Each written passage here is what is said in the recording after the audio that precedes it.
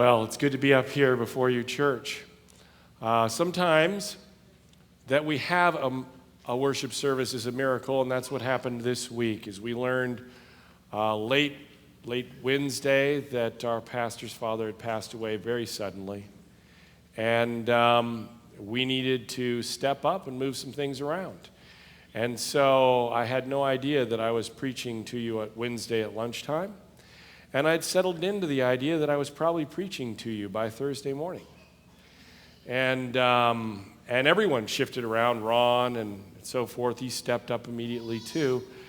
And when that all happens, it seems that the worship service is almost a miracle in itself that it's occurring by the grace of God. And I'm so glad for everybody who pulled together, changed roles, didn't complain about the short notice. And we're here before you today by the grace of God. I went looking through sermons, ones that I'd given in the distant past that you might not remember. Does anybody remember a sermon I gave in April of 2006? Were you here in 2006? Okay. Well, this one's going to sound strangely familiar to the one I preached way back in April of 2006. It's changed because I've changed. And God continues to work with me, and so I probably have different things to say to you now, but that's where we started. It's a lost ark story, so appropriate for the summertime, right? Only the hero of our story, as Ron told us, is Yahweh, the God of the Old Testament. So let's go to our text and read it. To start with, now the Israelites went out to fight against the Philistines. The Israelites camped at Ebenezer and the Philistines at Aphek. The Philistines deployed their forces to meet Israel, and as the battle spread, Israel was defeated by the Philistines, who killed about 4,000 of them on the battlefield. When the soldiers returned to camp, the elders of Israel asked this question, very good question. Why did the Lord bring defeat on us today before the Philistines? Let us bring the ark of the Lord's covenant from Shiloh so that he may go with us and save us from the hand of our enemies. Now, one of the problems in preaching from the Old Testament is how the world has changed. A lot of what God is doing in this story is absolutely heroic, but it seems completely absurd if he did it in 21st century America.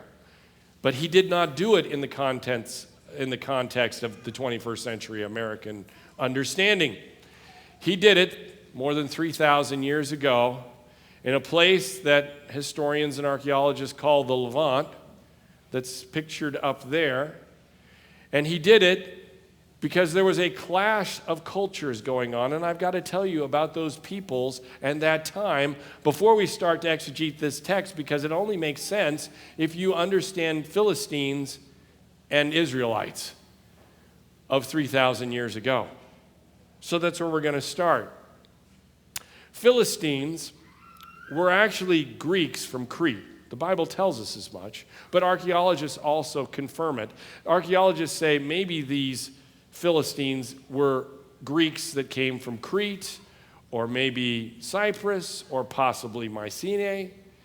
But they were Greeks in civilization and in their way of thinking and in their culture and in their material life. Now, so what did they do? They behaved like Greeks, and they formed cities, coastal cities. Ashkelon, Ashdod, Gaza. You see the cities depicted there.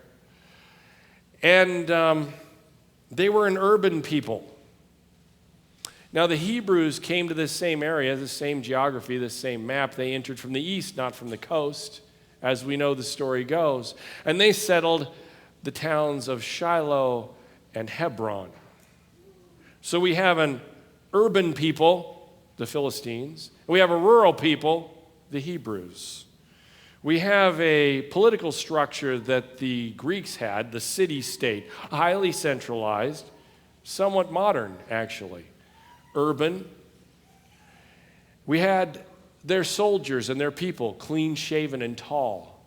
Hebrews, short, bearded. In fact, the very word Hebrews is probably a racial slur that the Philistines invented.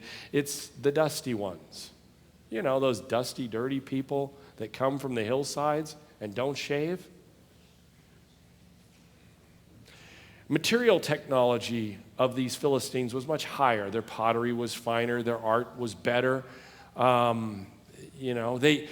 Archaeologists have uncovered that the Philistines had olive oil production, 200 sites dedicated to the production and distribution of olive oil.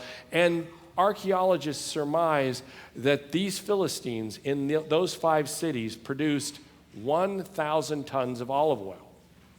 That's 30% of the modern production of the state of Israel today. It was a very advanced material culture. And they were advanced in military technology as well. The Philistines had entered the Iron Age. They had iron swords. They wore breastplates, had smaller shields, had chariots pulled by 2 horses. And when they confronted their Hebrew foe was still in the Bronze Age. Their weapons were still made of tin and bronze. Their weapons were not as straight, not as strong, usually spears and larger shields. So they had a military advantage just based on the technology. For as superior as the Philistines were, they were incredibly inferior in the area of religion and ethics. Okay? Their religion, of course, was organized and centralized and in temples, the way you would expect their material culture reflected. But they had, let me get to Philistine religion. Their main god was Dagon, the god of grain. But they also worshipped Ashtoreth, and that involved mass copulation, orgy style with temple prostitutes. They sacrificed their children to the god known, Dagon's son, known as Beelzebub. Okay? So you can see how morally, spiritually, backward and far away from God they were, while the Hebrews were closer to God and closer to our understanding of morals and ethics. Philistine religion and worldview was based on this concept that all life was a circle. Like the seasons, seeds must die so that wheat can grow. Winter and death must come so that spring can come. And Philistines believed that all outcomes have been predetermined, fated. When I was in college, I had to read a play called Oedipus Rex. Did anybody else read Oedipus Rex? About the Greek king Oedipus.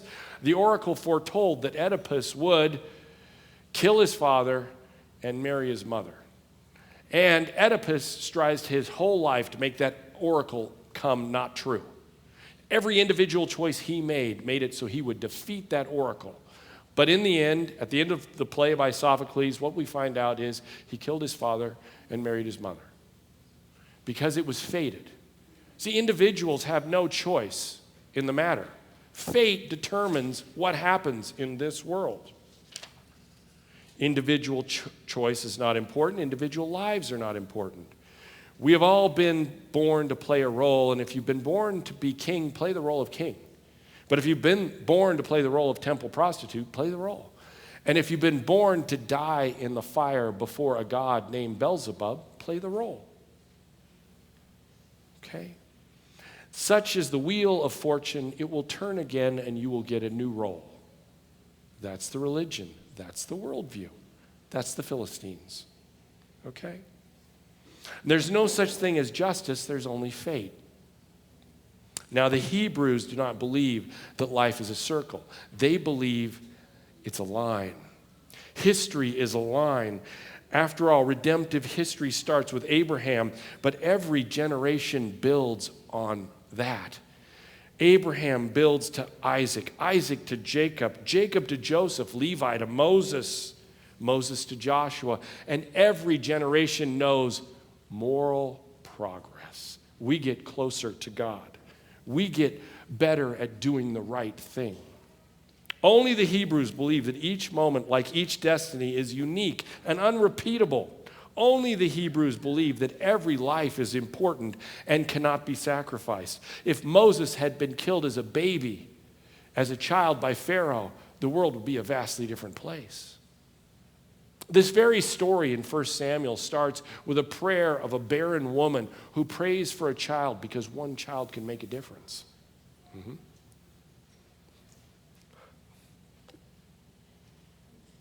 And so Samuel is born. And what does Samuel do? He hears the voice of God. Why? Because rightness comes from out of us, not within us. You can't look within yourself and find right. You've got to look out. You've got to hear the voice of God. And why is Samuel such a good man? Because he hears the voice of God and he listens. You see? You see the religious difference between these two people that are going to meet on this battlefield? And so only Hebrews believe in right choices and wrong choices. Only Hebrews believe in progress. And where did I learn all of this? Well, the gift of the Jews. Thomas Cahill, a Christian historian, points out that the Jews gave us our outside and the inside, our outer look and our inner life.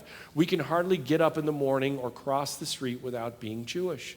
We dream Jewish dreams and hope Jewish hopes.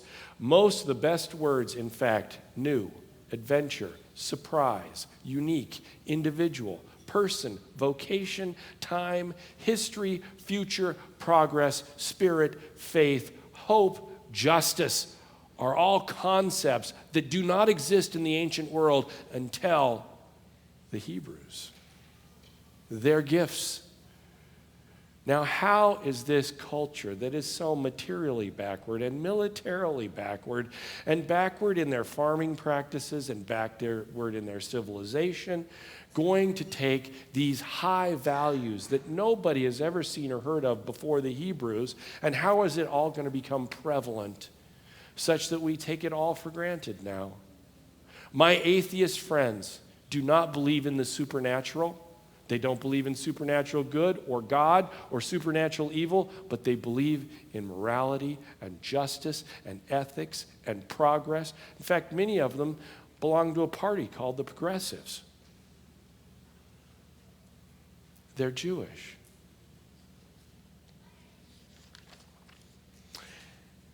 And so we pick up our story where two cultures are colliding. The two cultures that are colliding are the Israelites and the Philistines. And from the point of view of the Hebrews, everything that is wonderful and good and beautiful will be destroyed if they lose on the battlefield, if they lose this cultural war. There goes justice, there goes progress, there goes ethics and morality, everything out the window. How are we going to beat these superior Philistines?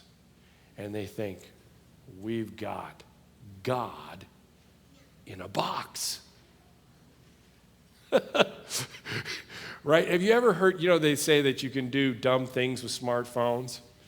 Have you ever heard of a morally, ethically superior people behaving in a way that is a lot worse morally and ethically, actually, than the enemies they face? Well, the idea that God could be used as a weapon of mass destruction probably fills that category. Would you agree?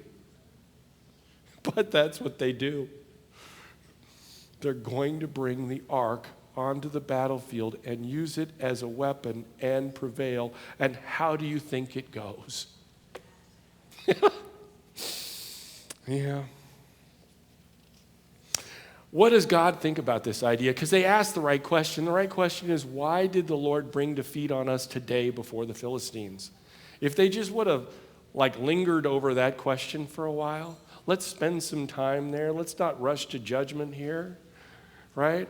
I think God's trying to tell us something. Let's look outside of ourselves and really find out why that question, what's the answer to that question, and yet they don't. See, from God's point of view, winning the battle reinforces what the Philistines already believe. Gods exist, gods are powerful, gods are arbitrary, and if you get on the wrong side of such a powerful, arbitrary God, well, then you die. That's your fate. Right?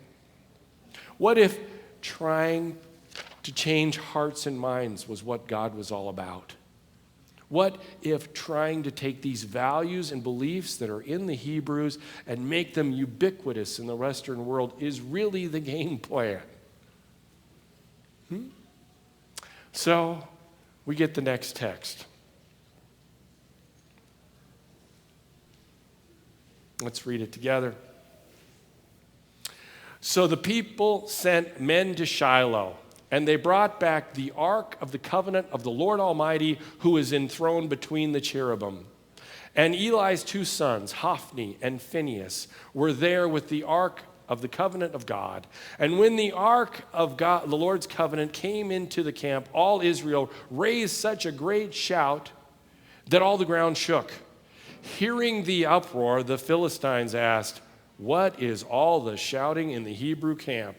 And when they learned that the ark of the Lord had come into the camp, the Philistines were afraid. "A god has come into the camp," they said. "Oh no, nothing like this has ever happened before. We're doomed. Who will deliver us from the hand of these mighty gods? They are the gods who struck the Egyptians with all kinds of plagues in the wilderness. Be strong, Philistines. Be men, or you will be subject to the Hebrews, as they have been to you. Be men and fight."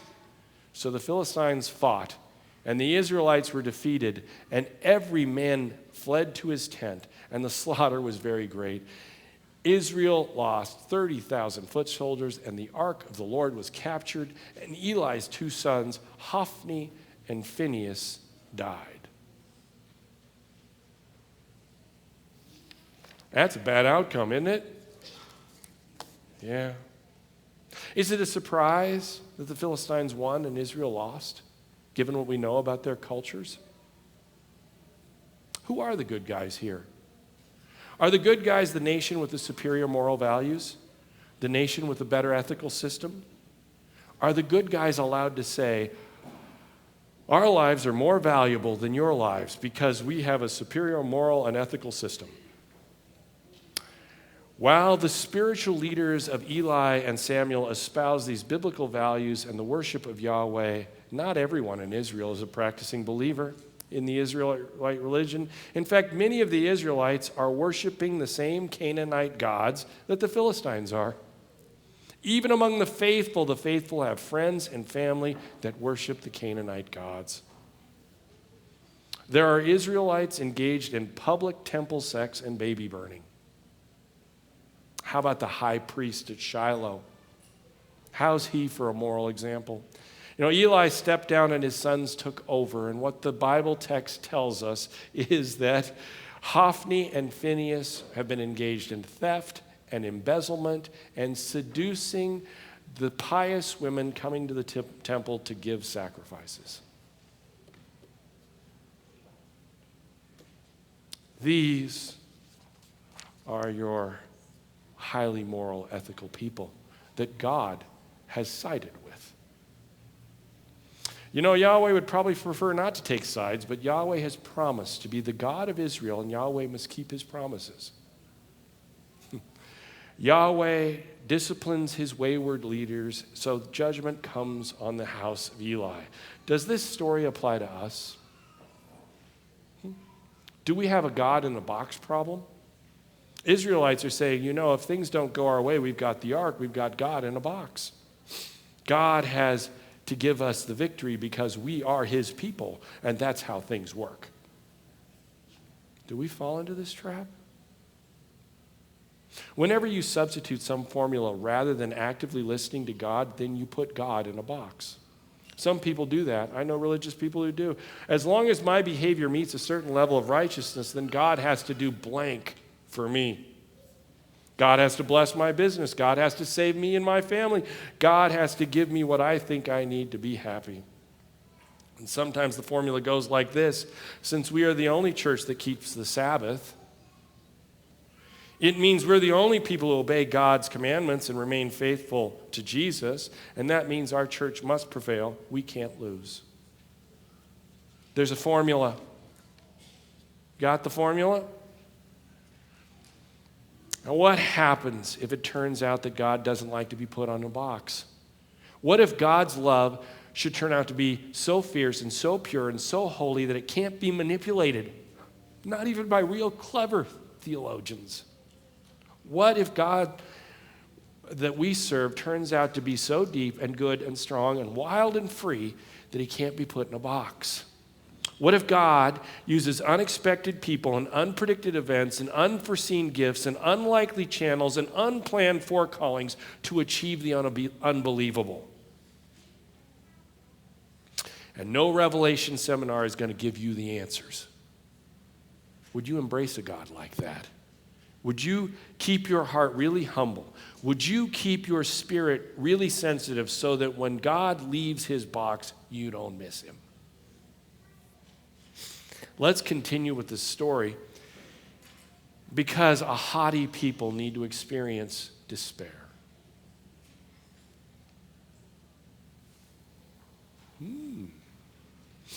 That same day, a Benjamite ran from the battle line and went to Shiloh with his clothes torn and dust on his head. And when he arrived there was Eli, sitting on his chair by the side of the road, watching because his heart feared for the ark of God.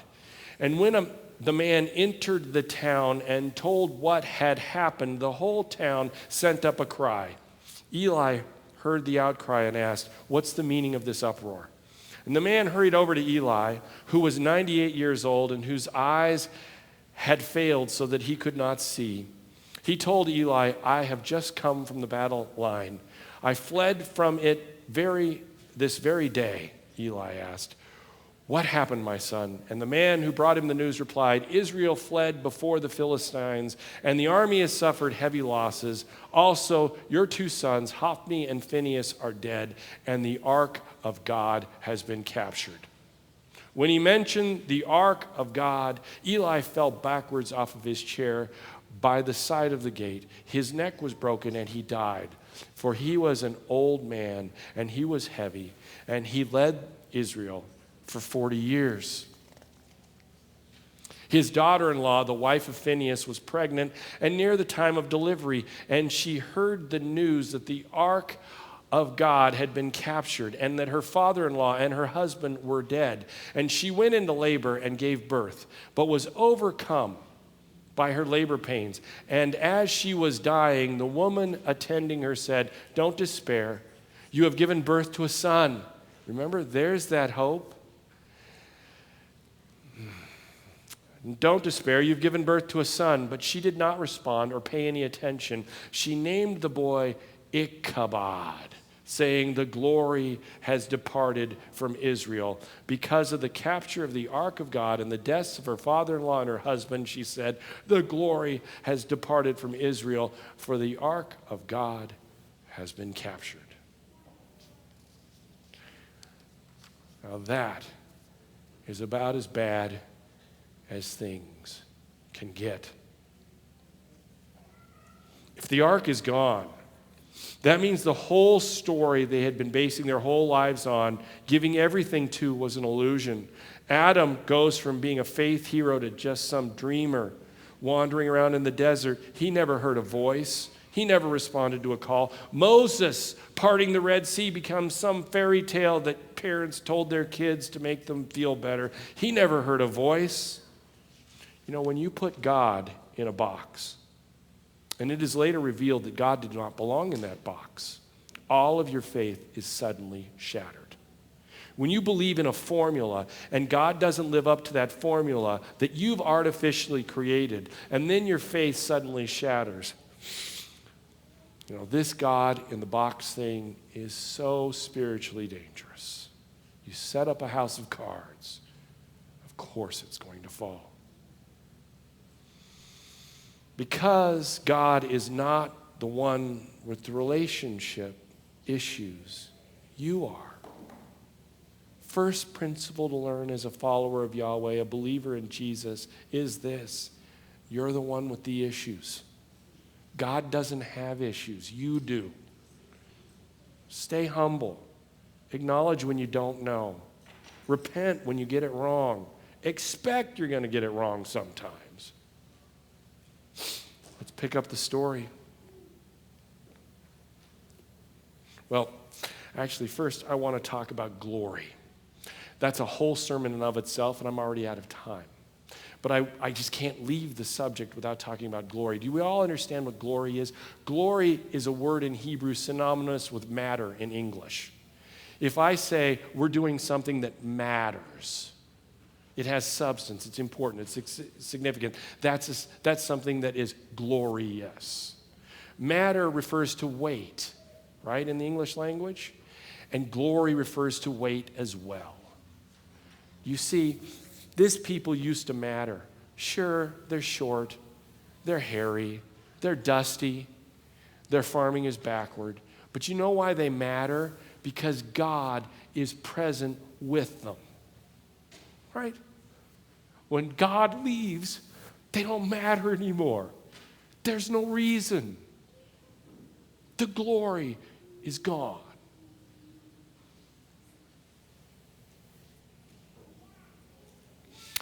But the story continues because history is a line and it has some downs, but because God is leading it, it's mostly up. So this happens.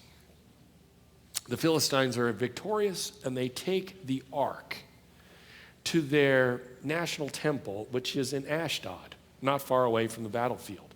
And they put the Ark of the Covenant in their temple with their god Dagon. Now, they figure that's no problem because they believe in gods, lots of gods, Hebrew god, grain god, all kinds of god. Hey, look, we got us another god, put them in the temple. And that's what they do. They lock up for the night, turn out the lights, go home, return in the morning, and what do they see? Dagon is face down, prostrate before the Ark of the Covenant. Huh. That's kind of strange. What does that mean? I don't know. Sometimes things just happen. Okay. Pick the statue up, put them back where it was. Again, temple business goes on for the day. Shut up for the night. Return the next morning. Dagon has fallen prostrate before the Ark of the Covenant. Only now his head's chopped off and his hands are chopped off, and his head is on the threshold of the temple where you walk in the door in the morning, and his hands are there too. Huh. You know, this could be a sign. This might mean something. What happened? Well, if you are a believer in Philistine religion, what you know happened is there was combat, there was a battle. There was a battle between the God, Yahweh, and Dagon lost his head. And in the ancient world, what the victorious army would do would cut off the dead, the hands of the dead, of the vanquished army, and take the hands back to their sovereign to show how high the casualty count really was.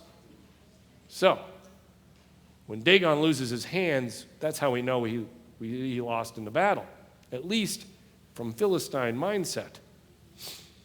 Well, in Ashdod, they continue with life as normal because, I don't know, maybe that's just a coinky-dink. And what happens? God gives them all hemorrhoids. Oh, I love the comedy of God sometimes. Plagues come upon Akron, and the young and the old, the text says the young and the old, because if the old get hemorrhoids, well, that's something we expect. But when the young and the old get hemorrhoids, that could be a God thing.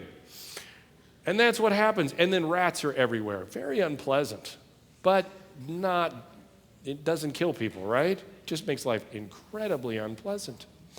So a committee meeting is held in which Akron decides, I think you ought to be on the safe side and just get rid of this Ark of the Covenant. What do you guys think? Everybody in favor? Aye. They move the covenant of the Ark of the Covenant to a neighboring city, Gath. What do you think happens in Gath? Everybody gets hemorrhoids and there are rats everywhere. Gath forms a committee. What are we going to do with this thing? I don't know. Why don't we move it to Ekron? Great idea. Ekron, though, hears about the committee meeting and goes, no, wait, hold it up. We're not so sure we want the Ark of the Covenant, and not only that, we know we're just way in over our heads. So what we're going to do is we're going to ask the religious experts. So they call together a committee of priests and diviners. What a title. The religious experts. And what do the priests and diviners say? Have you ever read in this story? It's a great story. The priests and diviners say, this looks very plague-like. Like, Yahweh, the God who afflicted those Egyptians, kind of looks like his work does, Now, we've studied or have somewhat of an awareness of the Bible and the Hebrew Scriptures, and we know that this God, when you sin against this God, you must make a sin offering. And our general knowledge about gods is they tend to go for gold. So, what we're recommending here is you make 5 gold hemorrhoids and 5 gold rats, and you put it in a box, and that will be your sin offering. And then you take the Ark of the Covenant, and you put it on a cart along with the sin offering box, and you get 2 cows. These cows have to be cows they're new mothers. They have to just have given birth to calves, and they've never been yoked to a cart. Now, we know that if nature takes over, the cows will want to stay near their calves, and the cart's not going to go anywhere. But if Yahweh is really in control here, watch what happens. So our advice is have some spies watch where this cart goes. What happens to these mother cows? They walk a straight line back to Israel, right? And so everyone in the Philistine world knows there is a God called Yahweh. They're starting to get acquainted with Hebrew Scriptures because they had to ask somebody who understood something about Hebrew Scriptures to learn that when you sin against this God, he wants a sin offering. Do you understand? Oh, notice the process. The Israelites, when they were faced with the question, why did we lose the battle? What kind of process is there to determine out what Yahweh wants in this situation? None. They go leaping to conclusions. Look at these Philistines. They hold committee meetings. They try to exhaust religious experts. They try to learn. They try to grow. Isn't that interesting? I mean, their tools are pretty rudimentary, but I told you about how spiritually bankrupt these people were. But this is the God of progress, right? Spiritual progress. And he sees a way he can get in the game. And he does. And these cows return to Israel. And our story ends with the cows, unattended, showing up in a wheat field. It's being harvested by some of these Hebrews. And the people in the field see the cart coming down the road. And they lift up their eyes and rejoice to see it because the glory is back. You see? I've got a mission again. I'm a people again. We've got a reason to be. And that's how this story ends.